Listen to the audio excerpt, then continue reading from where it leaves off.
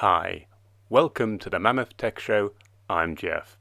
We reviewed this popular Motorola dashcam a few months ago. It's a solid no-nonsense unit, but one thing it definitely doesn't have is a polarizing filter. Let's see if we can change that.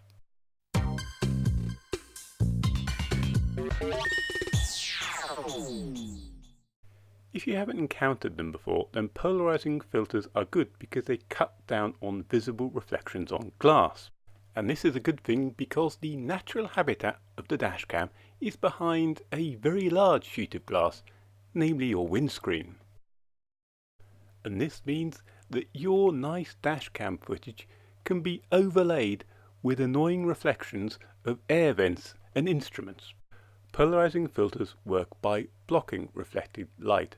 That means that only the light coming through the glass gets onto the camera lens, not the light reflected off the glass.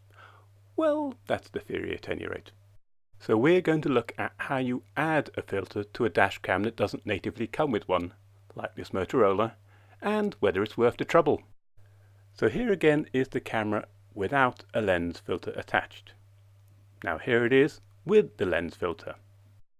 As you can no doubt tell, this lens is designed for a different dashcam, one with a completely different oval-shaped lens frame.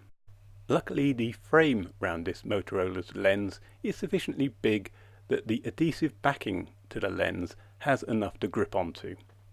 This lens basically consists of a polarizing filter attached to a self-adhesive foam backing.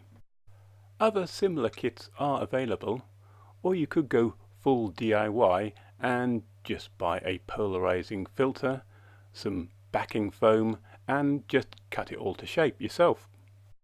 The filter should come with an indicator of which way's up, and it's important to adhere to this when fitting.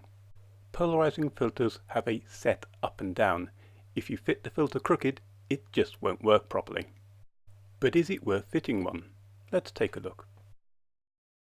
So here's some unfiltered dashcam footage, and as you can see, there's plenty of reflection. Now we have the same camera on the same road, but with the filter attached.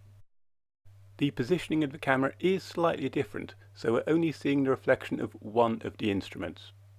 However, the reflections have been significantly cut down. Polarizing filters don't completely eliminate reflections. Also, not all dashes are the same. Some will reflect more in a windscreen than others. So you may find a polarizing filter is very helpful, or you may think it's just not worth the bother. But it's nice to know that it is at least an option. If you found this video helpful, please give it a like. If you've got something to add, then head over to that comment section. And if you'd like to see more from us, then why not subscribe? I've been Jeff. This has been the Mammoth Tech Show, and you've been very kind to watch. Thank you very much.